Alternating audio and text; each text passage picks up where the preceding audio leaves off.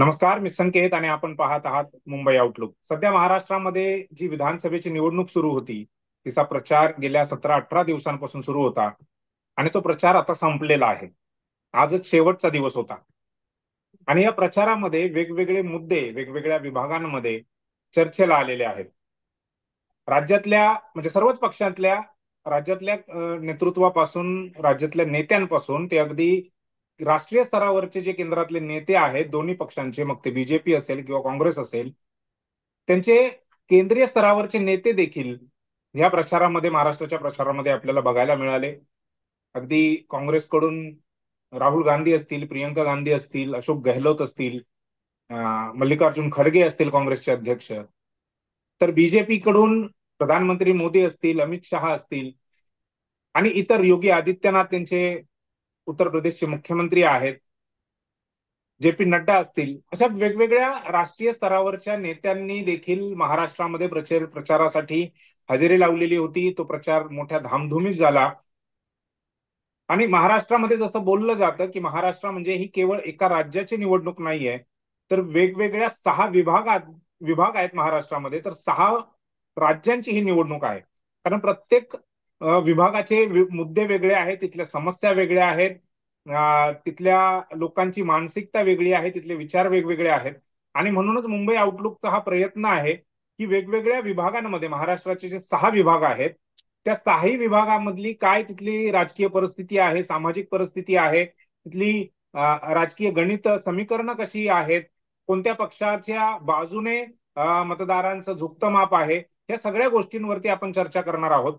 आणि याच साखळीमध्ये जसं आपण गेल्या वेळी विदर्भाच्या संपूर्ण विदर्भ हा जो विभाग आहे, या विदर्भ विभागाची सामाजिक राजकीय परिस्थिती समजून घेतली आणि ती समजून घेण्यासाठी आपल्यासोबत त्यावेळी देशोन्नतीचे मुख्य संपादक प्रकाश पोहरे सर होते. त्याच पद्धतीने आज आपण कोकण विभागाची परिस्थिती काय आहे, तिथे मतदारांचा कल कोणाकडे आहे, कोणाला झुकतं माप मिळतंय, त्याचसोबत तिथले मुद्दे कोणते आहेत, तिथल्या समस्या कोणत्या आहेत, हे जाणून घेण्यासाठी आज आपल्यासोबत शिवप्रसाद देसाई हे आहेत आणि ते त्यांची ओळख सांगायची झालं तर ते दैनिक सकाळ या वृत्तपत्राचे कोकण विभागाची जी एक एडिशन निघते त्याचे ते प्रमुख आहेत, त्या आवृत्तीचे ते प्रमुख आहेत. देसाई सर, सर्वात प्रथम तर तुमचं मुंबई आउटलुक मध्ये स्वागत आहे. आणि नमस्ते. खरं तर आभार प्रदर्शनाचा कार्यक्रम हा शेवटी असतो, पण मी सुरुवातीला तुमचे आभार मानतो कारण तुम्ही जे याचा शेड्यूल बिझी आहे पत्रकारांचं. खरं तर आता निवडणुकीचा प्रचार संपलाय आणि त्यामध्ये सगळ्या गोष्टी आपल्याला कव्हर करायच्या आहेत. या तुमच्या बिझी शेड्यूल मधून तुम्ही मुंबई आउटलुकला वेळ दिलात, त्याबद्दल सर्वात प्रथम तुमचे आभार. आणि मला पहिला प्रश्न तुम्हाला हा विचारायचा आहे की तिथली म्हणजे कोकणातली परिस्थिती काय आहे, सामाजिक असेल, राजकीय परिस्थिती काय आहे आणि कशा पद्धतीने लोकांनी या निवडणुकीकडे बघितलेलं आहे. ऍक्च्युअल ही निवडणूक पूर्ण महाराष्ट्रातच सर्वार्थाने वेगळी आहे, कारण मधले जे सत्तानाट्य झालं बरोबर. त्याच्यानंतरची ही मोठी निवडणूक होते लोकसभेनंतरची.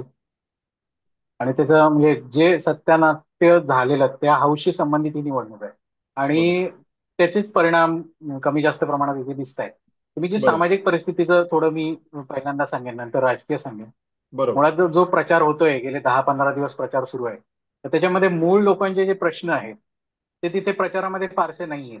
उणी बरोबर. धुणी काढणं, आरोप प्रत्यारोप होणं, मागच्या वेळी कोणी गद्दारी केली, कोणी काय केलं, अशा पद्धतीचं प्रचाराचं ओव्हरऑल स्वरूप राहिलेलं आहे. बेसिकली जे प्रश्न त्याच्यात यायला पाहिजेत ते आलेले नाहीत. म्हणजे रोजगाराचे प्रश्न आहेत, टुरिझमच्या गोष्टी होत आहेत पण टुरिझमचा अपेक्षित विकास होत नाही. मच्छीमारांचे कितीतरी प्रश्न आहेत. इथल्या ग्लोबल वॉर्मिंगमुळे इथलं कृषी क्षेत्राचं जे सगळं स्ट्रक्चर आहे ते उद्ध्वस्त व्हायला निघालेलं आहे आणि त्या संदर्भात कोण बोलायला तयार नाही आहे. आणि ओव्हरऑल इथल्या लोकांच्या रोजीरोटीशी संबंधित ज्या गोष्टी आहेत त्या प्रचारात नाही आहेत, त्या सोडून बाकी सगळ्या गोष्टी आहेत, असं एकूण स्वरूप आहे. राजकीय म्हणाल तर मी प्रामुख्याने रत्नागिरी आणि सिंधुदुर्ग या जिल्ह्यासंदर्भात बोलणार आहे. तर बरोबर. ह्या तळ दोन्ही कोकणामध्ये. जिल्ह्यामध्ये म्हणजे पूर्वी तळ कोकणाबद्दल म्हणजे ऍक्च्युअल सिंधुदुर्ग हा तळ कोकणचा भाग येतो, त्याच्या वरचा भाग थोडासा ह्याच्यापर्यंतचा रायगड पर्यंतचा. तर बरोबर. ह्या सगळ्या भागामध्ये मुळात बराच काळ शिवसेनेचा हा गड राहिलेला आहे. आणि आता शिवसेनेच्या विभाजनानंतर ही इलेक्शन होती. ह्या दोन्ही जिल्ह्यामध्ये ज्या लढती होत आहेत तर रत्नागिरीमध्ये 5 विधानसभा मतदारसंघ आहेत आणि सिंधुदुर्गामध्ये 3 विधानसभा मतदारसंघ आहेत. त्या एका फक्त मतदारसंघामध्ये शिवसेना विरुद्ध भाजप अशी लढत होते. बाकी इतर ठिकाणी शिवसेना विरुद्ध शिवसेना किंवा राष्ट्रवादी विरुद्ध राष्ट्रवादी अशा पद्धतीच्या लढती होत आहेत. आणि काही ठिकाणी बंडखोरी झालेली आहे, चौरंगी लढती आहेत. ऐनवेळी काही पदाधिकारी नी पक्ष बदलला आणि तिकीट मिळवलेलं आहे. त्याच्यामुळे ओव्हरऑल सगळीकडे असं ठोसपणे सांगणं कठीण आहे की आमका एक बाजी मारून जाईल किंवा अशा पद्धतीचं स्वरूप असेल. ओव्हरऑल संभ्रमाचं वातावरण आहे. जर आपण मतदारसंघावर जर विचार करायचा झाला तर आपण दापोलीपासून सुरू करू. म्हणजे जो सुरुवात त्या मुंबईकडनं येताना पहिला मतदारसंघ आपण म्हणू शकतो. तर बरोबर. त्या ठिकाणी रामदास कदमांचे पुत्र योगेश कदम हे दुसऱ्यांदा निवडणूक लढवत आहेत आणि त्यांना फाईट देत आहेत ते ठाकरे शिवसेनेचे संजय कदम.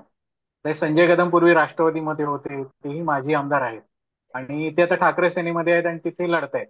तिथे थोडस म्हणजे ह्याच्यात पूर्ण मतदारसंघामध्ये एक गोष्ट जसं मी सांगितलं की बीजेपी विरुद्ध शिवसेना एकाच ठिकाणी होते, म्हणजे बीजेपीला एकाच ठिकाणी कमळ या चिन्हावर ते लढत आहे. त्यामुळे इतर ठिकाणी संघटना जी आहे बीजेपीची ती काय करणार आहे ह्याच्यावर बरेचसे रिझल्ट ठरणार आहे आणि त्याची सुरुवात अगदी दापोलीपासून होते.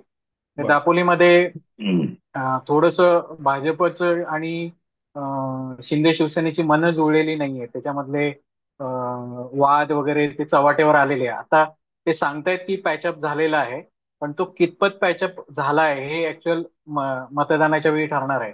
पण इथे बरोबर. अगदी काटेकी टक्कर आहे, म्हणजे संजय कदम की योगेश कदम असं सांगणं तिथे कठीण आहे. आपण खाली गुहागरकडे आलो तर गुहागरला म्हणजे फायर ब्रँड नेते जे ठाकरे शिवसेनेचे आहेत तर ते भास्कर जाधव तिथे लढतायत आणि त्यांना बरोबर. चॅलेंज आहे ते शिंदे शिवसेनेचे राजेश बेंडल जे आहेत तर ते लढत आहेत. ते पूर्वी बेंडल हे राष्ट्रवादीत होते पूर्वी, त्यांचे वडील आमदार होते आणि त्यांना थोडा कमी अवधी मिळालाय शिवसेनेतून तयारी करायला, पण त्यांनी सुद्धा चांगली तयारी केली आहे. तिथे पण चांगली लढत होईल असं अपेक्षित आहे. चिपळूणमधली लढत राष्ट्रवादी विरुद्ध राष्ट्रवादी आहे, म्हणजे ती इंटरेस्टिंग लढत आहे. शेखर निकम म्हणजे गोविंदराव निकमांचे पुत्र जे दुसऱ्यांदा निवडणूक लढवत आहेत आणि ते अजित पवारांची जी राष्ट्रवादी आहे त्यांच्यातर्फे त्यांची उमेदवारी आहे. त्यांच्याकडे संस्थात्मक बळ, संस्थात्मक रचना ही चांगली आहे. त्यांची इमेज पण चांगली आहे आणि त्या जोरावर ते लढतायत आणि त्यांना महायुतीमधले जे इतर पक्ष आहेत त्यांची साथ मिळते. पण त्यांचं एक स्वतःचं असं तिथे त्या मतदारसंघामध्ये नेटवर्क आहे. त्यांना चॅलेंज दिलंय ते शरद पवार राष्ट्रवादी गटाचे प्रशांत यादव यांनी दिलेलं आहे. आता हे यादव आहेत, हे या ठिकाणावरनं लढतायत तर त्यांनी पण चांगल्या पद्धतीने वातावरण निर्मिती केलेली आहे. ते काँग्रेसमधून ह्याच्या राष्ट्रवादीच्या शरद पवार गटामध्ये आले. पण इथे जो ठाकरे शिवसेना जी आहे तर त्यांची त्यांना कितपत साथ मिळते याच्यावर इथली लढत म्हणजे त्याच्यातली चुरस कमी जास्त आहे ही ठरणार आहे. पुढे आपण रत्नागिरीकडे आलो तर रत्नागिरीमधनं उदय सामंत आहेत. उदय सामंत अर्थातच मागच्या वेळी त्यांनी पक्ष बदलला आणि ते शिंदे शिवसेनेमध्ये गेले आणि शिंदे शिवसेनेचं त्यांना तिकीट मिळालंय.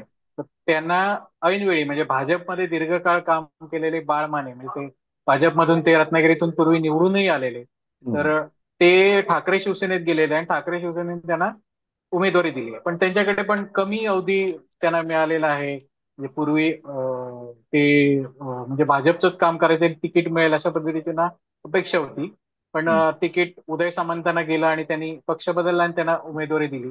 तर या ठिकाणी पण चांगली लढत अपेक्षित आहे. राजापूर मधली लढत खूप इंटरेस्टिंग आहे. तिथून म्हणजे हा तुम्हाला माहिती आहे की रिफायनरीमुळे हो. दीर्घकाळ चर्चेत असलेला मतदारसंघ आहे. तर बरोबर. तिथून राजन साळवी हे ठाकरे हम्म. शिवसेनेचे निष्ठावान आमदार तर ते बरोबर. लढतायत. त्यांचं तिथे चांगलं नेटवर्क आहे. त्यांनी संघटना बांधलेली आहे. ठाकरे शिवसेना म्हणून जी काय सहानुभूती आहे ती त्यांना मिळण्याची अपेक्षा आहे. आणि त्यांना चॅलेंज दिलंय ते किरण सामंतांनी म्हणजे उदय सामंतांचे बंधू. म्हणजे बंधू. उदय सामंतांचं म्हणजे ज्यावेळी लोकसभा इलेक्शनला रत्नागिरीमधून किरण सामंत इच्छुक होते आणि त्यांनी खूप चांगली मोर्चेबांधणी त्या काळात केलेली, पण त्यांना तिकीट मिळालं नव्हतं. तर ते आता राजापूरमधनं लढतायत. ते दीर्घकाळ या ठिकाणी विधानसभेची बांधणी करत आलेले आहेत.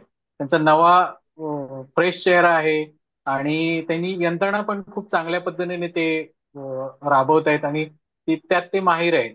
तर त्यामुळे इथली लढत सुद्धा खूप इंटरेस्टिंग आहे. इथे काय होईल हे सांगणं कठीण आहे.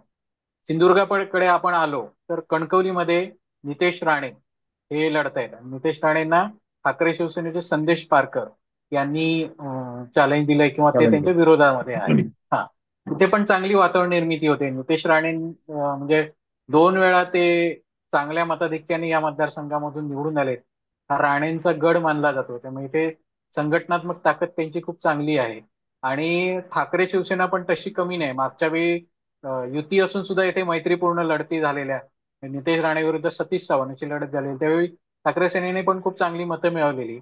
आता हे संदेश पारकर आहेत, हे सुद्धा एक सिंधुदुर्गच्या राजकारणामधलं मोठं नाव आहे.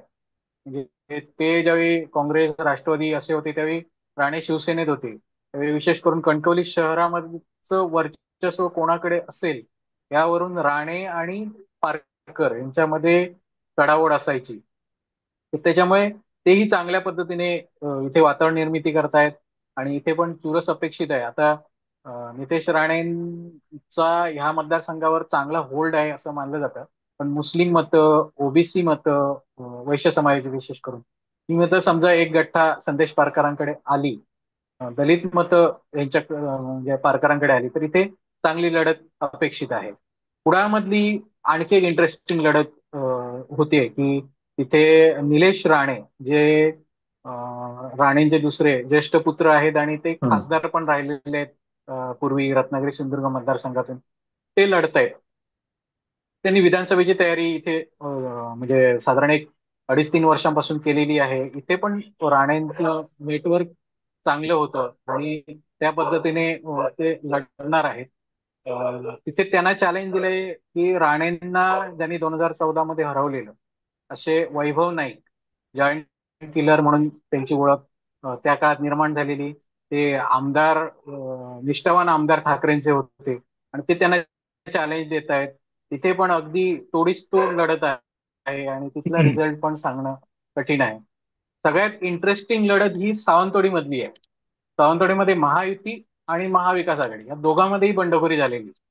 म्हणजे इथे महायुतीचं तिकीट अर्थातच दीपक केसरकरांना मिळालंय, जे शिंदे शिवसेनेचे आहेत. बरोबर. इथून भाजपने पण चांगली संघटना बांधलेली, इथून इच्छुकांची संख्या मोठी होती. तर उमेदवारी केसरकरांना मिळाल्यामुळे भाजपमधले युवा नेते विशाल परब यांनी बंडखोरी केली. अपक्ष म्हणून त्यांनी अर्ज भरलाय आणि त्यांची पण युवक संघटना जी आहे ती बऱ्यापैकी स्ट्रॉंग आहे. इथे ऍक्च्युअल महाविकास आघाडीकडे म्हणजे ठाकरे शिवसेनेच्या जागावाटपात ठाकरे शिवसेनेकडे ही जागा येत होती, पण त्यांच्याकडे असा सक्षम कॅन्डिडेट नव्हता. बरं. तुम्ही म्हणजे पहिल्याच आपल्या ओपनिंग रिमार्क मध्येच विधानसभा वाईज आणि उमेदवार कोण आहेत, त्यांचं पाठबळ कसं आहे आणि काय त्यांचे चॅलेंजेस आहेत हे तुम्ही सांगितलेलं आहे. त्यासोबतच तुम्ही अनेक मुद्द्यांना हात घातलेला आहे. म्हणजे सविस्तर त्यावरती आपण बोलूच. अं, तुमचा पहिला जो मुद्दा होता तुम्ही जो मांडलात तो हा की मूळ मुद्दे जे आहेत ते प्रचारामध्ये आले नाहीत किंवा मूळ समस्या ज्या आहेत तुम्ही ज्या सांगितल्यात त्या ह्या विधानसभेच्या हो, निवडणुकीमध्ये प्रचारामध्ये राजकीय पक्षांकडून त्या पद्धतीने मांडल्या गेल्या नाहीत. मग मला हे विचारायचं की नेमके करेक्ट. कोणत्या मुद्द्यांवरती चर्चा झाली आणि असं काय झालं की ते मुद्दे चर्चेतच आले नाहीत. ऍक्च्युअल जी चर्चा झाली त्याच्यामध्ये विशेष करून मागची गद्दारी, घराणेशाही, म्हणजे हम्म. कोणी घराणेशाही पद्धतीने तिथे लढतंय, हम्म. त्याच्यानंतर काही पूर्वीची उणीधुणी, हम्म. अशा पद्धतीची चर्चा रंगत गेली किंवा अशा पद्धतीचं प्रचारामध्ये आरोप म्हणजे प्रत्यारोप एकमेकांवरती होत गेले. चिखलफेक फक्त झाली, मूळ हा, मुद्द्यांना हात नाही चिकलफेक घातला. झाली. हा, मूळ मुद्दे एवढे गंभीर आहे तिथे. म्हणजे आता ग्लोबल वॉर्मिंगचा इम्पॅक्ट इथल्या निसर्गावर आधारित मासेमारी, शेती या क्षेत्रावर प्रचंड बरोबर. झालेला आहे. आणि त्याच्यावर अवलंबून रोजगार अवलंबून असलेली हजारो लाखो कुटुंब आहेत.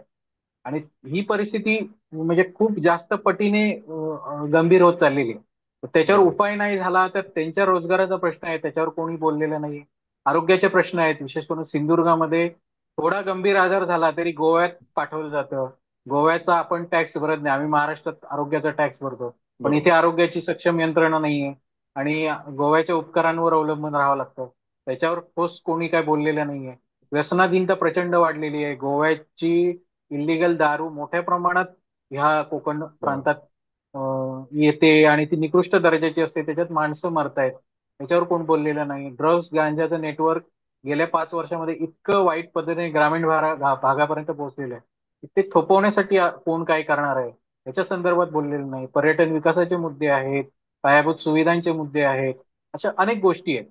बोललं कशावर जात आहे, तर आम्ही महामार्ग केला, आम्ही विमानतळं आणली, बाजूला विमान झालं, पण त्याचा लोकांच्या आयुष्याशी जगण्याशी किती संबंध आहे आणि त्याच्यापेक्षा तीव्रतेने जे प्रश्न आहेत.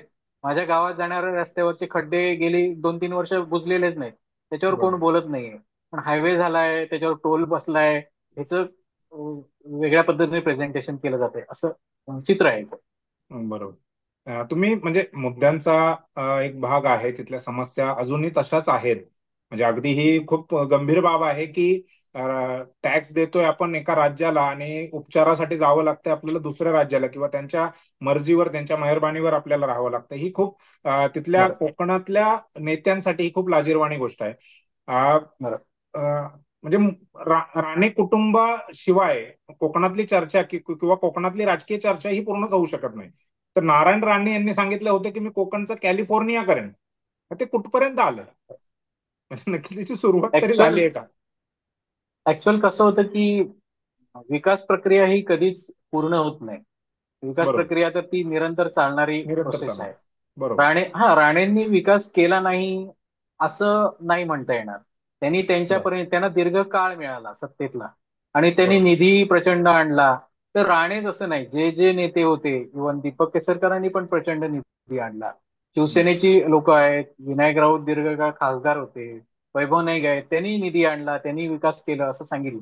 पण हा जो विकास आहे, हा धोरणात्मक विकास जो म्हणतो की धोरणं ठरवून त्या दिशेने जाणारा विकास आहे, त्याचा थोडासा कुठेतरी अभाव दिसतोय. त्याच्यामुळे प्रामुख्याने काय होतं की महाराष्ट्र सरकारच्या अखत्यारीत येणारे इतर भाग आहेत, कोकण विभाग सोडून इतर जे विभाग आहेत, तर त्यांच्यात काहीतरी साधर्म्य आहे. त्यांची पीक पद्धती, त्यांचं वातावरण, हवामान, लोकजीवन आणि कोकण जे आहे हे सर्वार्थाने वेगळं आहे.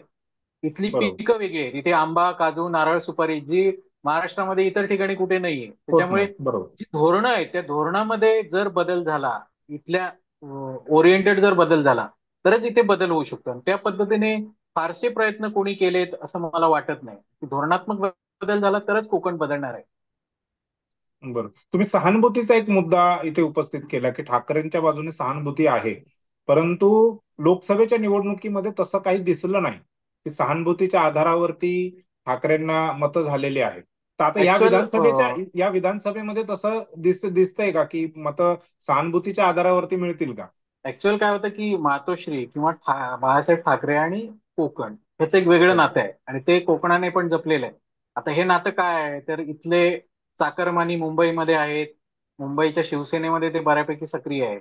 बरोबर. तर त्याच्यामुळे सहानुभूती ठाकरेंच्या बाजूने आहे असं ऍक्च्युअल ग्राउंड लेवलचं वातावरण होतं आणि आहे. ते लोकसभेमध्ये पण ते होतं. पण ते कॅश करण्यासाठी जी यंत्रणा लागते, ती यंत्रणा ठाकरे शिवसेनेकडे नाहीये. म्हणजे संघटना म्हणजे मतदारांना द्यायची आहेत, पण मतदारांपर्यंत पोहोचणारी यंत्रणा पाहिजे, ती त्यांच्याकडे नाही. ती यंत्रणा बीजेपीकडे आहे बरोबर. किंवा महायुतीकडे बूथ आहे, पर्यंत जी जाणारी आताची जी माणसं आहे. जे आहेत. बूथपर्यंत जाणारी माणसं आहेत आणि जे निवडणूक तंत्र अंमलात आणण्यासाठी जी ताकदीची मनुष्यबळ लागतं किंवा लोक लागतात, ती विशेष करून बीजेपीकडे आहे. आणि बीजेपीची जी ताकद आहे त्यामुळे लोकसभेमध्ये हे बदल दिसले. आता विधानसभेचं राजकारण आहे हे बऱ्याच अंशी त्या सहानुभूतीच्या पलीकडे जाऊन व्यक्तिपरत्वे, मतदारसंघ वार बदलत गेलेला आहे. प्रत्येक ठिकाणची सिच्युएशन वेगवेगळी आहे. त्याच्यामुळे प्रचार मुद्दे याच्याही पलीकडे कोण उभं आहे, कोणाचे कसे डावपेच आहेत, या सगळ्याचा इम्पॅक्ट म्हणजे किती बंडखोरी झालेली आहे, अंतर्गत कोण कोणाच्या बाजूने आहे, बाजूने आहे. या सगळ्याचे इम्पॅक्ट रिझल्टवर दिसणार आहे. बरोबर. शिवसेनाचा म्हणजे कोकण जो आहे तो शिवसेनेचा एक गड आहे, तुम्ही पण म्हणालात, आणि तो स्पष्टपणे दिसत पण होता. परंतु शिवसेनेचा प्रॉब्लेम म्हणा किंवा त्यांनी काय केलं की त्यांना बेस जो आहे शिवसेनेचा तो कोकणामध्ये होता, म्हणजे वोटर तिथे होता, समर्थक होता, परंतु नेते मंडळी जी आहेत ती मुंबईमधून तिकडे एक्सपोर्ट केली गेली. बाहेरून आणली गेली. बरोबर. म्हणजे नारायण राणे असतील, रामदास कदम असतील, अशी बरीच उदाहरणं म्हणून सांगता येतील. आणि नारायण राणे एकदा तिकडे गेले म्हणजे नारायण राणेवरती पूर्ण शिवसेना तिथली विसंबून होती. नारायण राणे काँग्रेसमध्ये गेले की पूर्ण तिथले लोक आणि ती जी यंत्रणा त्यांनी उभी केली होती ती काँग्रेसमध्ये गेली. आता ती बीजेपी मध्ये आहे. त्याच पद्धतीने बरोबर. मग नारायण राणेंच्या विरोधामध्ये केसरकर असतील, उदय सामंत असतील किंवा इतर जे लोक आहेत त्यांना तिथे उभं करण्याचं किंवा नेतृत्व देण्याचं काम केले. आणि पुन्हा एकदा तीच चूक झाली की व्यक्ती आधारित तिथली सगळी संघटना राहिली आणि व्यक्ती ज्यावेळी पक्ष फोडून ज्यावेळी शिंदेसोबत गेले त्यावेळी पूर्ण संपूर्ण यंत्रणा त्यांच्यासोबत गेलेली आहे. ते काय बरोबर. चॅलेंजेस आहेत आता उद्धव ठाकरेंसमोर की पुन्हा एकदा तो गड निर्माण करण्यासाठी? ऍक्च्युअल जो मुद्दा आहे की मुंबईतनं आयात केली गेली मंडळी, साधारण 1990च्या दरम्यान आहे. म्हणजे ह्या सगळ्या भागामध्ये काँग्रेसचं वर्चस्व होतं कोकणावर. बरोबर. म्हणजे समाजवादी संपत चाललेले आणि हम्म. काँग्रेस बऱ्यापैकी प्राबल्यामध्ये होती. शेतकरी कामगार पक्षाचं त्यामुळे पण थोडंफार तिथे होतं हा वर्चस्व रायगडमध्ये रायगड आणि त्या हा भागामध्ये. रायगडमध्ये शेतकरी कामगार पक्षाचं होतं, पण रत्नागिरी बरोबर. सिंधुदुर्गामध्ये काँग्रेस समाजवाद्यांचं काँग्रेसचं होतं. हो, एक हाती होतं तिथे. हा, आणि ज्यावेळी ज्यावेळी शिवसेनेला राज्यभर पसरायचं होतं, तर त्यावेळी त्यांना इथे वेगळी ताकद निर्माण करायची होती. आणि कोकणाचं चाकरमान्यांशी असलेलं नातं, त्याच्यामुळे त्यांना हे पोटेन्शियल दिसत होतं. पण इथे समजा यंत्रणा उभी करायची असेल तर त्या काळात सगळी यंत्रणाच काँग्रेसकडे होती. त्यामुळे त्यांनी मुंबईकर चाकरमान्यांना आवाहन केलं की तुम्ही तुमच्या मूळ गावी जावा. आणि तसं हम्म. ही सगळी मंडळी आली, म्हणजे रामदास कदम, सूर्यकांत दळवी, हे अगदी वरून सुरू केला तर इकडे मग शंकर कांबळी असतील, नारायण राणे असतील किंवा बरोबर. शिवराम दळवी असतील. पण तरी नारायण डझनभर राणे, नावं पोहोचता येऊ शकतात. हो हो, नाही नाही, प्रत्येक मतदारसंघामध्ये हो हो, मुंबईतनं माणूस आला, माणूस आला. म्हणजे बरोबर. शिवसैनिक आला. आणि हम्म. तो मूळ त्या भागातला होता. आता बरोबर. ह्या सगळ्याचं नेतृत्व हे नारायण राणेंनी केलं. बरोबर. हा सगळा प्रांत होता, या प्रांताचं लिडरशिप राणेंनी केली. राणे त्यातून मोठे होत गेले. त्यामुळे कोकणातली संघटना ही हळूहळू राणेंकडे केंद्रित होत गेली. आणि ज्यावेळी राणेंनी बरोबर. ठरवलं की मला शिवसेना सोडायची आणि काँग्रेसमध्ये जायचंय, त्यावेळी विशेष करून सिंधुदुर्गातली जी संघटना होती ती त्यांच्याशी कनेक्टच होती. म्हणजे ते इथले कार्यकर्ते राणेंना कनेक्ट होते आणि राणे बाळासाहेबांना शिवसेनेला कनेक्ट कनेक्ट होते. बरोबर. हा, तर राणे गेल्याबरोबर ही जी संघटना होती ते त्यांच्या सोबत गेली, असं म्हणजे सगळं तिथला झालं. म्हणजे कोकणातला जो शिवसेनेचा कार्यकर्ता आहे किंवा केडर आहे हा तो कधीच डायरेक्टली शिवसेनेसोबत किंवा डायरेक्टली बाळासाहेबांसोबत तो कधीच कनेक्ट झाला नाही. तो तिथे मध्यस्थी म्हणून कोणी ना कोणी तिथे नेता राहिला तिथे. हा, तिथला नेता राहिला. विशेष करून सिंधुदुर्गामध्ये ही परिस्थिती होती. रत्नागिरीमध्ये थोडी वेगळी परिस्थिती होती. रत्नागिरीमध्ये रामदास कदम वगैरे, ज्यावेळी राणे सोडून गेले शिवसेना, त्यावेळी रामदास कदम शिवसेनेमध्येच राहिले बरोबर. किंवा इतरही काही नेते राहिले. त्यामुळे त्याचा रत्नागिरी जिल्ह्यावर खूप जास्त, सिंधुदुर्ग एवढा इम्पॅक्ट झाला नाही. पण सिंधुदुर्गाचं सगळी कनेक्टिव्हिटी ही म्हणजे ज्या निष्ठा, ऑर्डर्स या राणेंकडूनच यायच्या. आणि त्याच्यामुळे त्यांनाच कनेक्ट असल्यामुळे त्याला चॅलेंज देणार दुसरा कोण नेता नसल्यामुळे ती संघटना त्यांच्यासोबतच राहील, असं बरोबर. राहिलं. आता दीपक केसरकर हे सावंतवाडीमधलं मोठं नाव होतं. परिस्थिती एकूण म्हणजे राजकीय मुत्सद्दीपणा आहे त्यांच्याकडे खूप चांगल्या पद्धतीने आहे. आणि एखादी परिस्थिती कशा पद्धतीने आपल्या बाजूने करायची हे त्यांना खूप चांगल्या पद्धतीने कळतं. त्याच्यामुळे 2009 पासून ते इलेक्शन 3 वेळा ते आमदार झाले, आता चौथ्यांदा लढतायत. तर बरोबर. त्यांनी संघटना, त्यावेळची परिस्थिती या सगळ्यावर स्वार होऊन त्यांनी निवडणुका जिंकलेल्या आहेत. तर मधल्या काळात जी फूट झाली, पक्षामध्ये फूट झाली, हम्म. तर हम्म. त्याचा जास्त इम्पॅक्ट हा रत्नागिरी जिल्ह्यावर आणि रत्नागिरी विधानसभा मतदारसंघावर आणि सावंतवाडी मतदारसंघावर झाला. कारण बरोबर. तिकडून उदय सामंत गेले आणि इकडून दीपक केसरकर गेले. केसरकर गेले. पण वैभव नाईक तिथेच राहिले. त्यामुळे वैभव नाईकांची संघटना त्यांच्यासोबतच राहिली. बरोबर. कणकवली मतदारसंघ होता, हा कणकवली मतदारसंघ हा राणेंकडेच होता आणि ते बीजेपी मध्येच होते. आता तिकडे रामदास कदम गेले, त्यामुळे त्यांचे पुत्र योगेश कदम ते सेनेसोबत गेले. बरोबर. असं एकूण सगळं चित्र होतं. शेखर निकम अजित पवारांसोबत गेले, त्यामुळे शरद पवारांना धक्का बसला. असं एकूण चित्र होतं. पण इथे एक मोठा नेता आणि त्याला चॅलेंज देणारा एक नेता, असं स्वरूप होतं. त्या मधल्या काळामध्ये सगळी सरमिसळ झाली, कोण कुठच्या पक्षात गेला ह्याचं म्हणजे अगदी कन्फ्युजन झालं. दीपक दीपक केसरकरांचं जर उदाहरण म्हणून घ्यायचं झालं तर त्यांचं राजकारणच हे राणेंच्या विरोधात सुरू झालं. हा, ऍक्च्युअल राणेंच्या विरोधात सुरू झालं नाही. पहिले 2009 ला जे निवडून आले त्यावेळी ते राष्ट्रवादीत होते आणि राणे बरोबर. काँग्रेसमध्ये होते. हम्म. त्यावेळी त्यांचा हा म्हणजे फायदा झाला. हो हो, फायदा झाला. हो, बरोबर. पण त्याच्यानंतरची जी इलेक्शन झाली त्यावेळी मला वाटतं 2014ची इलेक्शन, त्याच्या आधी निलेश राणेंचा पराभव झालाय लोकसभेला आणि हम्म, मतदारसंघातली हवा ही राणेंच्या विरोधात चाललेली. मग बरं. केसरकरांनी राष्ट्रवादीत राहून राणेंना चॅलेंज केलं हम्म, आणि हम्म, त्याच्यामुळे राष्ट्रवादीतून त्यांना म्हणजे हे केलं गेलं आणि ते मग शिवसेनेच्या 2014ला शिवसेनेच्या तिकिटावर लढले, 2019ला पण शिवसेनेच्या तिकिटावर लढले आणि आता परत ते राणेंसोबत आहेत. राणे त्यांच्या सोबत आहेत हम्म, आणि ते लढत आहेत आणि जे मागच्या दोन इलेक्शनला त्यांच्या बरोबर होते ते त्यांच्या समोर आहेत. कॅन्डिडेट नाही म्हणत, हम्म. शिवसेना, ठाकरे शिवसेना. शिवसेना, बरोबर आता बरोबर. कॅन्डिडेट, हा, राजन दिली कॅन्डिडेट आहेत, ते काय तसं आपण नाही म्हणू शकत, पण हम्म, गेल्या 2-3 निवडणुका ह्या राजन तेली त्यांच्या विरोधात लढलेल्या आहेत आणि 2 नंबरची मतं तेलीनी घेतलेली आहेत. बरोबर. नाही पण तुम्ही तुम्ही एका बाजूला म्हणताय की प्रचारामध्ये जे मुद्दे यायला पाहिजे होते, ज्या समस्या आहेत, ज्याच्याशी प्रत्येक कोकणकर हा डील करतोय आपापल्या पद्धतीने, ते मुद्दे प्रचारात आले नाहीत नेत्यांकडून. वेगळे मुद्दे आले, चिखलफेक झाली. परंतु तरीही सहानुभूती जी आहे ती उद्धव ठाकरेंसोबतच आहे. हे उद्धव कसं म्हणजे ठाकरे एक. हा. उद्धव ठाकरेंशी असलेलं नातं जे आहे इथल्या मतदारांचं, ते हम्म. भावनिक नातं आहे. त्याच्यामुळे ह्या इकडच्या मतदारसंघामध्ये उद्धव ठाकरेंना म्हणण्यापेक्षा मूळ शिवसेनेला मूळ मानणारी शिवसेनेला, काय, बरोबर. हा, ऑटोमॅटिक वोट्स आहेत. हम्म, हम्म. ऑटोमॅटिक वोट्स म्हणजे काय, तर ती त्यांना काय वाटतं की ही जी शिवसेना आहे म्हणजे ठाकरेंची शिवसेना, ती म्हणजे सत्तेत असली तरी कायम विरोधी पक्षात असल्यासारखी असते आणि विरोधी पक्ष आपल्याला हवा हवा असं वाटत असतो, कारण ते हम्म. कधीही काही भूमिका घेतात. ते सत्तेत होते त्यावेळी सुद्धा रिफायनरी आणि ह्याला विरोध करत होते, ते लोक अजूनही आहेत, अशा पद्धतीचं लोकांना वाटतं. त्याच्यामुळे बरोबर. असा एक वोट ज्यांना ती म्हणजे शिवसेना जवळची वाटते. मग ही जी ऑटोमॅटिक वोट्स आहेत ती मिळवण्यासाठी संघटना बिंगटण्याची गरज नसते, त्यांना पोचायची गरज नसते, त्यांना काहीतरी द्यायची नसते. भले त्याचा बरोबर. शेअर छोटा असेल, कमी पण असेल. ती जी वोट्स आहे ती जी वोट्स आहे ती ते त्यांचा सपोर्ट असलेल्या ठिकाणी ती जातात. बरोबर. हाच सहानुभूतीचा फॅक्टर आहे. म्हणजे केवळ सहानुभूतीवर ठाकरे शिवसेना कोकणामध्ये 100% निवडून येईल अशी परिस्थिती अशी अजिबात परिस्थिती नाही. नाहीये. बरोबर. अजिबात नाही. बरोबर. म्हणजे बरोबर. त्यांना ते एफर्ट्स घ्यावेच लागतील, घ्यावेच कारण लागतील. समोरची जी संघटना आहे, समोरचा बीजेपी आहे किंवा महायुती आहे, तर तिने संघटनेवर काम केलेलं आहे, ते सत्तेत होते, त्याच्यामुळे बरोबर. त्यांच्याकडे ताकद आहे. त्याला चॅलेंज करायचं असेल तर त्यांना तितक्या ताकदीने उतरावंच लागेल.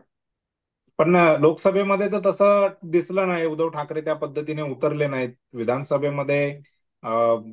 लोकसभेमध्ये हा लोकसभेमध्ये प्रामुख्याने हेच कमी पडले, संघटना कमी पडली. जी बरोबर. बीजेपीकडे संघटना आहे, बीजेपीकडे जे प्लॅनिंग आहे, बूथ टू बूथ मतदारांना कनेक्ट करण्याची यंत्रणा आहे, ती ह्यांच्याकडे म्हणजे ठाकरे शिवसेनेकडे आजच्या घडीला तरी नाहीये आणि नाहीये. त्याचा जो परिणाम आहे, त्याचा हम्म. परिणाम म्हणून रिझल्ट होते ते महायुतीच्या बाजूने गेले असं मला वाटतं. बरोबर. बरोबर. बरोबर. तुम्ही आणखीन एक मुद्दा या याच्यामध्ये सांगितलात की भाजपचा केडर तिथे काय करणार, हा एक तुम्ही महत्वाचा मुद्दा म्हणून त्याच्यामध्ये सांगितलं. हो. काय करणार म्हणजे तुम्ही प्रश्नचिन्ह का उपस्थित करत आहात तिथे? कारण बीजेपी शिवसेना महायुतीचा भाग आहे, सरकार आहे, आणि पुन्हा जर सरकार बनवायचं असेल महायुतीला, तर ह्या ज्या जागा आहेत कोकणातल्या, ज्या असं म्हणू की आता उद्धव ठाकरे यांच्याकडे केडर नसल्यामुळे ती मतं त्यांना मिळणार नाहीत किंवा तशी यंत्रणा त्यांच्याकडे नाही, परंतु बीजेपीची हो. स्वतःची यंत्रणा असताना मग तिथे प्रश्नचिन्ह का निर्माण होतोय की बीजेपीचा केडर काय करणार तिथे? मुळात म्हणजे तुम्हाला असं बीजेपी वाटतंय जी का की तिथे मतांचं मोठ्या प्रमाणामध्ये विभाजन होईल बीजेपीच्या लोकांकडून? आता मुळात ह्या असं बोलण्यामागचा त्याचं जे मूळ आहे ते हं, बीजेपी संघटना ज्या पद्धतीने वाढली त्याच्याशी संबंधित आहे. बरं. म्हणजे मुळात इथे ज्यावेळी पारंपरिक शिवसेना भाजप युती होती त्यावेळी इथे बीजेपी फारशी नव्हती. म्हणजे हा, बरोबर. शिवसेनेच्या बळावर निवडून येणारी बीजेपी म्हणजे हं, पॅरासाइड, थोडं म्हणजे पॅरासाइड बरोबर. योग्य शब्द होणार नाही पण नाही पण त्या बीजेपी पद्धतीचं होतं. शिवसेनेच्या खांद्यावर उभं राहून बीजेपी तिथे वाढली. उभं वाढली बरोबर. म्हणजे बरोबर. गुहागर, रत्नागिरी आणि देवगड असे 3च मतदारसंघ त्यांच्याकडे होते. हं, त्या ठिकाणी जे आमदार निवडून यायचे त्यांची वैयक्तिक मतं होती, म्हणजे विनय नातू असतील बरोबर. किंवा इकडे आप्पासाहेब गोगटे असतील, तर त्यांची वैयक्तिक मतं प्लस बीजेपी मतची मतं अधिक शिवसेनेची मतं असं हम्म. होऊन ते निवडून यायचे. आता नवीन जे युती झाली आहे, नवीन जे सरकार आलं त्याच्यानंतर बीजेपीने कोकणात वाढीसाठी अगदी जाणीवपूर्वक प्रयत्न केले. मग ते वेगवेगळ्या प्रकारचे प्रयत्न होते. त्यातला एक प्रयत्न होता म्हणजे रवींद्र चव्हाण, जे की डोंबिवलीचे आमदार आहेत, मूळ सिंधुदुर्गातले हम्म. आहेत, हम्म. त्यांना इकडे पाठवलं गेलं. त्यांनी इथे संघटनात्मक काम केलं. त्यांनी संघटना जोडली, नवीन माणसं त्यांनी आपल्याकडे घेतली, वेगवेगळ्या पक्षामधली घेतली, नवीन कार्यकर्ते तयार केले.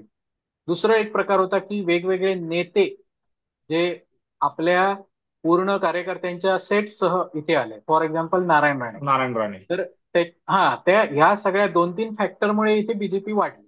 आणि ह्या वाढलेल्या बीजेपीला एका ऑर्गनाइज पद्धतीने त्यांनी त्याची मांडणी केली. म्हणजे त्याचे संघटनात्मक जी बीजेपीची केडर्स आहेत ती केडर्स तयार केली आणि त्यांनी त्याला एक स्वरूप दिलं. आता काय झालंय की दोन्ही जिल्ह्यामध्ये बीजेपीचं चिन्ह एकाच ठिकाणी आहे, कणकवलीमध्ये. हम्म. बाकी ठिकाणी बीजेपीचं चिन्ह नाही आहे.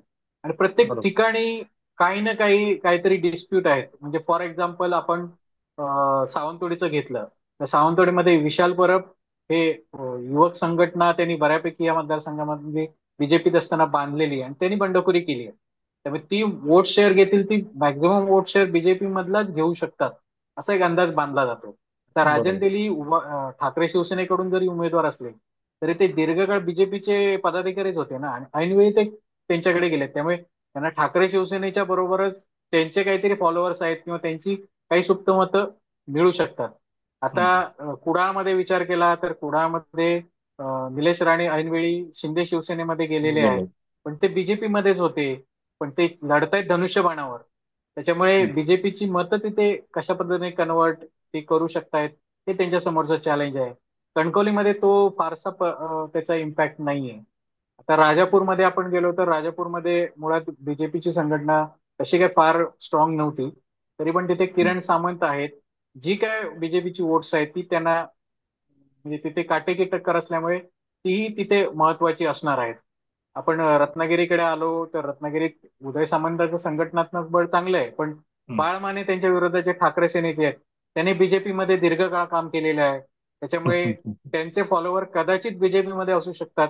त्यांची हम्म. तिथे त्यांना मदत कशी होते हा त्याच्यातला हे येऊ शकतो. आता चिपळूणमध्ये आपण गेलो तर चिपळूणमध्ये राष्ट्रवादी विरुद्ध राष्ट्रवादी आहे. तिथे आपण थोडं बीजेपी हा विषय बाजूला ठेवू. पण हम्म. ज्यावेळी आपण दापोलीचा विचार करतो तर ते दापोलीमध्ये रामदास कदम आणि मूळ तिथली बीजेपी यांचे संबंध काय फार मधुर पूर्वी नव्हते, म्हणजे नव्हते. आणि त्याच्यामुळे आता त्याने पॅचअप केलंय. पण ती मतं योगेश कदम यांच्याकडे किती प्रमाणात येतील त्याच्यावर तिथली तसल तिथली सगळी जी विजयाची गणितं ती ठरणार आहेत. थोडं बरोबर. गुहागरमध्ये पण तसं चॅलेंजिंग आहेच. पण गुहागर हा मूळ बीजेपीचा गड राहिलेला आहे. नातू फॅमिलीने तिथे दीर्घकाळ तिने काम केलेलं आहे. त्याच्यामुळे बीजेपीचं चिन्ह नाहीये, पण बीजेपीची भूमिका, बीजेपीच्या कार्यकर्त्यांची भूमिका ही ओव्हरऑलच महायुतीच्या दृष्टीने विशेष करून महत्वाची ठरणार. बरोबर. तुम्ही मतदारांमध्ये तुम्ही मुस्लिम मतं आहेत, ओबीसी आहेत किंवा एससी एसटी ची अनुसूचित जाती जमाती जे वर्ग आहे त्यांच्या मतांचा तिथे उल्लेख केला आणि तुम्ही असं म्हटलं की निर्णायक मतं तिथली ही असू शकतात. ज्या पद्धतीने विदर्भामध्ये डीएमके फॅक्टर जो बोलला जातो तशाच पद्धतीने कोकणामध्ये ही मतं आहेत आणि ही मतं लोकसभेचा जर आकडे काढले तर ती मतं शिंदे सेना किंवा बीजेपी यांच्या महायुतीकडे एकंदरीत ती जाताना दिसली. तर विधानसभेमध्ये ही मतं कोणाच्या बाजूने जाताना दिसत आहेत किंवा अजून असंच काय त्यांचं ठरलेलं नाहीये की 23 तारखेलाच समजणार. हे लोकसभेमध्ये प्रामुख्याने ही जी मतं होती मुस्लिम दलित, ही जी हम्म. वोट्स होती ही हा. प्रामुख्याने महाविकास आघाडीकडे जाताना हो, ती दिसली. ती तर संपूर्ण राज्यभर गेली. हो, राज्यभर गेली. हम्म. आता कोकणामध्ये असं अशा पद्धतीचं राजकारण कधी झालं नव्हतं की एक गठ्ठा मुस्लिम वोट्स किंवा ख्रिश्चन वोट्स पण इथे तशी सायझेबल आहेत, हो. विशेष करून बरोबर. सावंतवाडी मतदारसंघामध्ये. तर बरोबर. ही एक गठ्ठा एकाच ठिकाणी गेली अशा पद्धतीचं झालं नव्हतं. हम्म. ते ह्यावेळी लोकसभेला दिसलं. म्हणजे ओव्हरऑल जे राज्याचं गणित, देशाचं गणित, तर त्याच्यामुळे दिसलं. आता ती समजा एक गठ्ठा एका बाजूला गेली तर हम्म. रिझल्टवर त्याचा कमी जास्त प्रमाणात इम्पॅक्ट होऊ शकतो. पूर्वी कशी ही पसरून जायची. म्हणजे विशेष करून मी राणेंचा उल्लेख करेन. राणेंचं राजकारण हे प्रामुख्याने असं जातीपाती, जरी ते मराठा नेता वगैरे अशा पद्धतीचं जरी त्यांना प्रेझेंट केलं गेलं, हं, तरी त्यांचं राजकारण तसं राहिलेलं नाहीये. त्यांच्याकडे सगळ्या धर्माची मतं त्यांच्याकडे गेलेली आहेत, हं. किंवा आतापर्यंत राजकारणामध्ये तसं हे राहिले त्यांचे. इव्हन तुम्ही पदाधिकारी बघितले तरी ते पदाधिकारी वेगवेगळ्या जातीचे, वेगवेगळ्या समाजाचे, अगदी अल्पसंख्याक जो एखादी जात असेल तर त्यांना बरोबर. पण त्यांनी प्रतिनिधित्व दिलेलं आहे त्याच्या कॅपॅसिटीवर. हं. पण हे आत्ता हे दिसायला लागलंय लोकसभेनंतर, असं दिसतंय. त्यामुळे त्याचे रिझल्ट काय असतील ह्या संदर्भात आज सांगणं कठीण आहे. नाही पण जशी लोकसभेची परिस्थिती होती, आता बरेच म्हणजे ती चर्चा खूपच व्हायला लागली. अगदी निवडणुकीच्या शेवटच्या दिवशी, प्रचाराच्या शेवटच्या दिवशी देखील आपण ही चर्चा करतोय की लोकसभेसारखी परिस्थिती आहे का. आणि म्हणजे खास करून कोकणामध्ये जी मतं महाविकास आघाडीला गेली, एक गठ्ठा गेली तुम्ही जसं म्हणताय, तसंच ती विधानसभेमध्ये जाण्याची शक्यता आहे का, मुळात किंवा काय तशी झालंय, परिस्थिती आहे का? कोकणाकडे म्हणजे लोकसभेचे रिझल्ट जे होते ते फक्त कोकण हा प्रांत असा होता की जिथे महायुतीच्या बाजूने रिझल्ट होते. इतर बरोबर. ठिकाणी महाविकास आघाडी आणि महायुती याच्यामध्ये खूपच टस्सल झालेली होती. हम्म, त्याच्यामुळे विधानसभेला महायुतीला कोकणाकडनं अपेक्षा जास्त आहे. हम्म. आणि त्या अपेक्षा ना चॅलेंज देण्यासाठी महाविकासने रचना केलेली आहे. तर त्याच्यामुळे ही जी मतं आहेत त्याच्यातले छोटे छोटे फॅक्टर्स आहेत, त्याच्यावर महायुती आता काम करताना दिसतेय. म्हणजे बरं. जे लोकसभेला झालं तर ज्या त्याला चुका झाल्या. काउंटर करणार, हा, ज्या चुका झाल्या त्याला काउंटर करणारी यंत्रणा त्यांनी उभी केलेली असं प्रचारामधून दिसतंय. आणि महाविकासला जो फ्लो आहे किंवा जो होईल अशा पद्धतीचा तो थांबवण्याच्या दृष्टीने त्यांनी प्रयत्न केलेले दिसत आहेत. आता ते अर्थात रिझल्ट आणि लोकांना काय वाटतं हे शेवटी त्या बरोबर. नेत्यांच्याही हातात नसतं. बरोबर, 23 तारखेला समजेल. मी हो. जसं सुरुवातीला म्हणालो की नारायण राणेंचा विषय सोडून कोकणाच्या राजकारणावरती बोलताच येणार नाही. त्यामुळे एक वेगळा प्रश्न किंवा वेगळा विषयच घेऊन आपण यावर चर्चा करू. नारायण राणे स्वतः खासदार होते, आताही आहेत, परंतु गेल्या वेळी त्यांना मंत्रालय मिळालं होतं, मंत्री होते. आता तसं राहिलेलं नाही. म्हणजे बीजेपी पद्धतीने, आणि आता जे त्यांच्या मुलाला शिंदेच्या गटाकडून जे तिकीट देण्यात आलेलं आहे, म्हणजे बीजेपी कडून तेही तिकीट देण्यात आलं असतं, तर तसं नाही झालंय. बीजेपी डावलते राणेंना. राणेंच्या राणेंचं करिअर वेगवेगळ्या टप्प्यामध्ये विभागलेलं आहे. पॉलिटिकल करिअर म्हणजे बरोबर. 90ला ते पहिल्यांदा आमदार झाले, त्याच्यानंतर ते मुख्यमंत्री झाले, अगदी शिखरावर होते. त्याच्यानंतर त्यांनी शिवसेनेला सोडून काँग्रेसमध्ये गेले. तो त्यांच्या राजकारणातला एक टप्पा होता. बरोबर. त्याच्यानंतर त्यांनी काँग्रेस सोडली आणि स्वाभिमान पक्ष स्थापन केला. तो एक टप्पा होता. त्याच्यानंतर ते बीजेपी मध्ये गेले आणि त्यांनी बीजेपी मधनं हे केलं. पण बीजेपीची संघटनात्मक ह्या सगळ्या टप्प्यामध्ये राणे हे पूर्ण ताकदीचे नेते होते. इव्हन ते काँग्रेसमध्ये गेले तरी कोकणातला जो जो काही निर्णय असायचा तो राणेंना विचारूनच व्हायचा. बीजेपी मध्ये जी संघटनात्मक पद्धत आहे ती तशी नाहीये. म्हणजे बीजेपीचे निर्णय वरून येतात आणि त्या पद्धतीने इम्प्लिमेंट इम्प्लिमेंटेशन करावे होतं. लागतात खालच्या लोकांना, इतकंच इम्प्लिमेंट त्यांच्याकडे असतं. खालच्या लोकांना इम्प्लिमेंट करावे लागतात. आता ही जी संस्कृती आहे त्याच्यात राणेंना ऍडजस्ट करून घ्यायचंय आणि ते त्या पद्धतीने घेत आहे. त्यांना मंत्रिपद वगैरे सगळं मिळालेलं आहे. पण आता ही जी इलेक्शन आहे, ही इलेक्शन त्यांची पुढची पिढी अधिक चांगल्या पद्धतीने सेट करण्याच्या दृष्टीने आहे. म्हणजे हे प्रयत्न त्यांनी 2009 पासून सुरू केले. 2009ला त्यांनी पहिल्यांदा निलेश राणेंना लोकसभेच्या निवडणुकीमध्ये लॉन्च केलं आणि त्यांना निवडून पण आणलं. पण निलेश राणे नंतर पराभूत झाले आणि मधल्या काळामध्ये म्हणजे ते कुठच्या म्हणजे पुढचं राजकारणाचं पाऊल त्यांचं काय असेल या संदर्भातली क्लिअरिटी नव्हती. हम्म. त्याच वेळी 2014ला त्यांचे दुसरे पुत्र होते, ते कणकवलीमध्ये आमदार झाले आणि ते आता बऱ्यापैकी जिल्ह्याच्या राजकारणात आणि राज्याच्या राजकारणात सेट आहेत. पण हे जे निलेश राणे आहेत तर त्यांनी लोकसभा बघितलेली आहे, पण राज्याच्या राजकारणामध्ये निवडणुकीच्या दृष्टीने ते पहिल्यांदाच उतरलेले आहेत. त्याच्यामुळे बरोबर. ही पिढी, पूर्ण पिढी सेट करण्याच्या दृष्टीने राणेंसाठीची ही जी इलेक्शन आहे ती महत्वाची आहे. त्याच्यामुळे राणेंसाठी हा चॅलेंजिंग आहेच. दुसरी गोष्ट राहिली की भाजप त्यांना डावलतंय का, तर भाजपसाठी राणे हवेत आणि राणेंना भाजप हवे, दोघं एकमेकाची गरज आहे. कोकणात ताकद हे करण्यासाठी भाजप त्यांना पाहिजे. आणि ओव्हरऑल जी म्हणजे राजकीय ताकद पाहिजे हवी आहे त्याच्यासाठी राणेंना बीजेपी हवी आहे. आणि बरोबर. भाजपची जी संघटनात्मक स्टाईल आहे त्या पद्धतीनेच भाजप चालतंय आणि ते चालणार आहे. आणि त्याच्यात राणेंना अर्थातच ऍडजस्ट करून घ्यावं लागणार, कारण बीजेपी हा खूप मोठा पक्ष आहे. तर त्या पद्धतीने ते सगळं चाललेलं आहे असं मला वाटतं. बरोबर. तुम्ही तुम्ही तुमच्या याच्यामध्ये एक गोष्ट बोललात की आताही तुम्ही त्याचा उल्लेख केलात की बीजेपीची कार्यप्रणाली जी आहे त्यामध्ये राणे स्वतःला ऍडजस्ट करून घेतायत. मग बीजेपीची कार्यप्रणाली ही आहे की कार्यकर्त्याला ते केडर बनवतात आणि मग जो केडर असतो बरोबर. तो कोणाच्याही व्यक्तीच्या मागे जात नाही, एक सर्वसाधारणपणे. मग तो बरोबर. वरून जो जो व्यक्ती दिला जातो नेतृत्व म्हणून, केडर त्याला स्वीकार करतो आणि त्यासाठी काम करतो. ही ही भाजपची बरोबर. कार्यप्रणाली आहे. मग राणे बीजेपी मध्ये गेल्यानंतर मग ती तशी उद्धव ठाकरे किंवा शिवसेनेची नव्हती, ती तशी काँग्रेसची कार्यप्रणाली नाहीये, परंतु बीजेपीची आहे आणि संपूर्ण भारतामध्ये बरोबर. तेच आहे. मग काय आता बीजेपी राणेंसोबत आलेल्या त्यांच्या कार्यकर्त्यांना, राणेंना म्हणजे डावलण्याचा जो मुद्दा आहे तो या या अर्थाने आहे की नंतर यांना त्यांना केडर बनवणार आणि नंतर राणेंना सोडून देणार. ऍक्च्युअल राणेंच्या 90 पासून जी म्हणजे त्यांची जी म्हटली तर ती फळी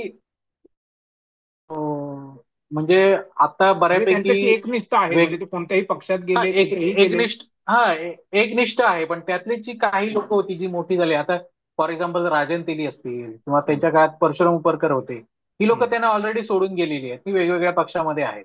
बरोबर. नंतर जे नितेश राणे निलेश राणे यांची तर त्यांनी आपलं एक स्वतंत्र केडर तयार केलेलं आहे. विशेष करून नितेश राणेंनी आपलं एक वेगळे केडर तयार केलेलं आहे. हम्म, आणि ते त्यांना कनेक्ट आहे. म्हणजे कितीही आपण म्हटलं की अशी संघटनात्मक पद्धत म्हणजे संघटनात्मक रचना जरी असली हम्म. तरी एक विशिष्ट राणेंचा समर्थकांचा संघटनात्मक ताकद ही भाजपमध्ये राहून सुद्धा ती त्यांच्यासोबत आहेच आहे आणि आहे ती ते त्यांच्या बीजेपी. राजकारणाची स्टाईल राहिली.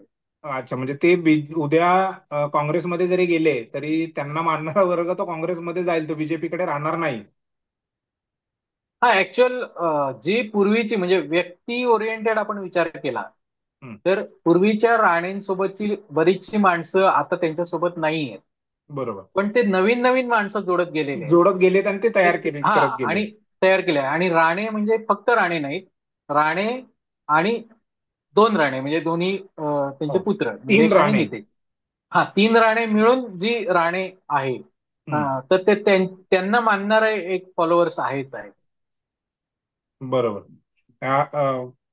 सुषमा अंधार यांची एक सभा झाली. म्हणजे अ- अर्थात त्यांच्या सभा झाल्या असतील इतरही, पण मी विशेष करून हो. कोकणातली त्यांची सभा ऐकली.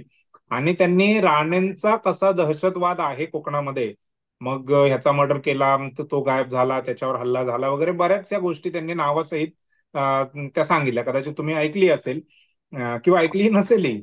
मग खरंच राणेंचा तसं दहशतवाद आहे का त्या कोकणामध्ये? म्हणजे राणेंला राणेंवर विचारून, म्हणजे त्यांनी एक उदाहरण म्हणून असं सांगितलं की कुठल्या एका पत्रकाराने म्हणजे अगदीच स्थानिक पत्रकारांनी त्यांनी राणेंच्या विरोधात किंवा असं काहीतरी लेख लिहिला आणि मग त्याच्यावर हल्ला झाला आणि मग त्याला माफी वगैरे मागायला लावली. ते खरंच तसं आहे का राणेंचं? ती दहशत आहे काय? राणेंवर कायमच राजकीय दहशतवादाचे आरोप झालेले आहेत. म्हणजे अगदी त्यांनी विशेष करून हे आरोप ज्यावेळी त्यांनी शिवसेना सोडली आणि ते काँग्रेसमध्ये आले तेव्हापासून हे आरोप चढत्या क्रमाने वाढत गेले. पण दीर्घकाळ राणेंचा सिंधुदुर्ग जिल्ह्यावर एक छत्री अंमल राहिलेला आहे. म्हणजे राजकारणामध्ये बराच काळ त्यांना चॅलेंज देणारा कोण समोर कोणी नव्हताच. नव्हतं. म्हणजे बरोबर. पूर्ण त्यांचे विरोधी पक्ष होता तो फक्त निवडणुकीच्या पुरताच जागा व्हायचा अशी परिस्थिती होती. बराच काळ त्यांना चॅलेंज करणारा पण विरोधी पक्ष राहिलेला आहे. ही ही बाजू आहे. म्हणजे फॉर एक्झाम्पल राष्ट्रवादी आणि शिवसेना त्यावेळी गुरुनाथ कुलकर्णी अगदी थेट त्यांना चॅलेंज करायचे. हम्म. त्याच्यानंतर नंतरच्या काळामध्ये विनायक राऊत असतील वैभव नाईक असतील आणि थेट त्यांना चॅलेंज केलं. आणि यातून हे सगळे आरोप वाढत गेले. पण मुळात राजकीय दहशतवाद म्हणण्यापेक्षा राणेंची जी शैली आहे काम करण्याची. राजकारण जे राहिलं काम करण्याची शैली किंवा राजकारण आहे हे कायमच असं आक्रमक अग्रेसिव्ह राहिलेलं आहे. झालं. हम्म. आणि अग्रेसिव्ह राहिलाय आणि थेट राहिलेला आहे. म्हणजे एखादा काय विषय असेल तर तो थेटपणे म्हणजे मुत्सद्दीगिरीने काहीतरी मागे ठेवून हे करायचं असं नाही. जे तर असेल ते त्यांची समोर बोलायचं. त्यांची मुत्सद्दीगिरी ते महाराजांचा पुतळा ज्यावेळी पडला त्यावेळी देखील ती टीव्ही समोर दिसली. महाराजांच्या पुतळ्याचा विषय निघाला म्हणून हा हा मुद्दा राज्यामध्ये विरोधी पक्षांनी चर्चेत आणला नाही. माझा शेवटचा प्रश्न आहे, हा. हा मुद्दा जो आहे तो चर्चेत आणला नाही राज्यभर. खरं तर हा खूप महाराष्ट्राच्या अस्मितेचा प्रश्न होता, मुद्दा होता, परंतु विरोधकांनी तो बरोबर. कुठेच चर्चेत आणला नाही. ओघळता उल्लेख केला असेल काही नेत्यांकडून, पण प्रामुख्याने तो आला नाही. कोकणातली जनता, खास करून सिंधुदुर्गामध्ये जिथे महाराजांचा हा पुतळा कोसळला, त्या संदर्भात आणि त्या मुद्द्याला घेऊन कसं बघते? महाराजांचा जो पुतळा कोसळला तो विषय एक तर भावनिक आहे, पण त्याही पेक्षा जी सिस्टीम मधला भ्रष्टाचार आहे बरोबर. त्याच्यावर बोट ठेवणार आहे. आणि त्या बरोबर. पद्धतीने लोकसभेमध्ये चर्चा झाली, तो मुद्दा मांडायचाही प्रयत्न केला गेला. पण हं. त्याला अमुक एका व्यक्तीला त्याला दोषी ठरवायचं का, किंवा त्याचं म्हणजे अगदी पंतप्रधानांनी पण त्याच्यावर माफी मागितली, तर त्याच्यामुळे तो इतका मतांचा विषय झाला नाही. तो ते झालं ते अयोग्यच आहे किंवा ते नाही खूपच पण चुकीचं होतं. नाही पण ज्या पद्धतीने स्टेटमेंट्स यायला लागले, म्हणजे सर्वात पहिली माफी ही अजित पवारांनी मागितली, ती पण घटना बरोबर. घडून आय थिंक 5-6 दिवस झाल्यानंतर. तोपर्यंत मुख्यमंत्री जे होते एकनाथ शिंदे, म्हणजे आताही आहेत, तर हो. मुख्यमंत्र्यांचं असं म्हणणं आलं की 45 किलोमीटरने हवा तिथेच म्हणजे वाहत होती, त्यामुळे ते झालं. म्हणजे माफी म्हणून मुख्यमंत्र्यांनी, उपमुख्यमंत्र्यांनी आणि देवेंद्र फडणवीसांनी अद्यापही त्या गोष्टीवरती माफी म्हणून माफी. मागितलेली नाहीये. बरोबर. मोदींनी मागितली, परंतु फडणवीसांनी मागितली नाही. आणि मग ह्यामधून एक ऐक- चर्चा त्यावेळी अशी व्हायला लागली की सरकार किती मगरूर आहे, म्हणजे महाराजांचा पुतळा कोसळला तरी ती माफी मागायला तयार नाही किंवा स्वतःची चूक कबूल करायला तयार नाहीये. त्यांनी नौदलावरती ते थोपवलं की नौदलाने हे सगळ्या गोष्टी केलेल्या आहेत, आम्ही फक्त त्यांना सहकार्य केलं. बरोबर. तर ह्या सगळ्या गोष्टींकडे तिथला मतदार कसं बघतोय? तो मुद्दा जो होता म्हणजे पुतळा कोसळण्याचा जो मुद्दा होता, हम्म. तो पहिल्यांदा त्याची जी तीव्रता आहे ती कदाचित राजकीय नेत्यांना पण आली नव्हती. म्हणजे अगदी विरोधकांना नव्हती आणि सत्ताधाऱ्यांना नव्हती. हम्म. पूर्ण महाराष्ट्रातून ज्यावेळी त्याचे प्रतिक्रिया उमटायला लागल्या त्यावेळी बरोबर. त्याचं गांभीर्य बऱ्याच जणांना कळलं. हम्म. पण त्याचा जो इम्पॅक्ट आहे तो भ्रष्टाचार, यंत्रणेतल्या ज्या त्रुटी आहेत त्याच्या पुरता राहिला. पण इथलं जे राजकारण आहे आणि इथले जे प्रश्न आहेत आणि इथले कॅन्डिडेट आणि त्यांच्यामधली चढाओढ, ह्याच्यामध्ये तो इतकासा लोकसभेमध्येही दिसला नाही. आणि आता विधानसभेमध्ये पण त्याचा किती इम्पॅक्ट होईल याच्याबद्दल, म्हणजे तो इम्पॅक्ट एखाद्या ठिकाणचा रिझल्ट बदलणारा असेल असं मला वाटत नाही. तो मुद्दा अच्छा मत. आहे का, तर 100% आहे. हा. हम्म. पण तो निकाल बदलणारा ठरेल, इतका मोठा ठरेल आजच्या घडीला, तर अशी परिस्थिती मला नाही वाटत. म्हणजे त्या मुद्द्याला घेऊन वोटिंग झालंय असं नाही दिसत आहे. हा, इतक्या मोठ्या प्रमाणात झालं म्हणजे शिवाजी महाराजांना मानणारा घटक म्हणजे सगळेच लोक आहेत. पण बरोबर.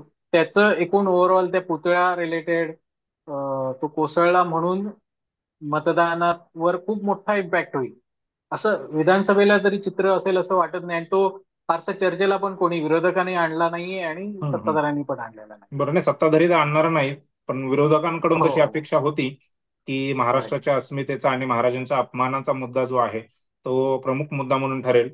परंतु तसं होताना काही दिसलं नाही. मला असं वाटलं होतं की कोकणात तरी तो मुद्दा असेल, परंतु तुमच्याकडून मिळालेल्या माहितीनुसार तो तसा मुद्दा तिथेही झालेला नाहीये.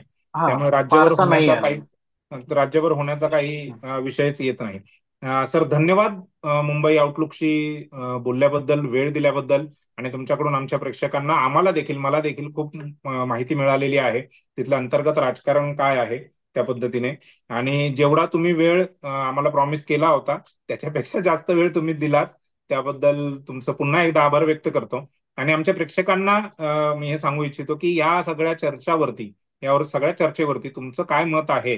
तुम्हाला यातले कुठले मुद्दे पटलेत, कुठले मुद्दे पटले नाहीत, किंवा यात जे सरांनी मुद्दे मांडले त्याच्या व्यतिरिक्त आणखीन काही मुद्दे कोकणातले आहेत का, किंवा जे मतं फिरवण्यासाठी प्रभावी ठरू शकतात, तेही तुम्ही कमेंट बॉक्समध्ये आम्हाला जरूर कळवा.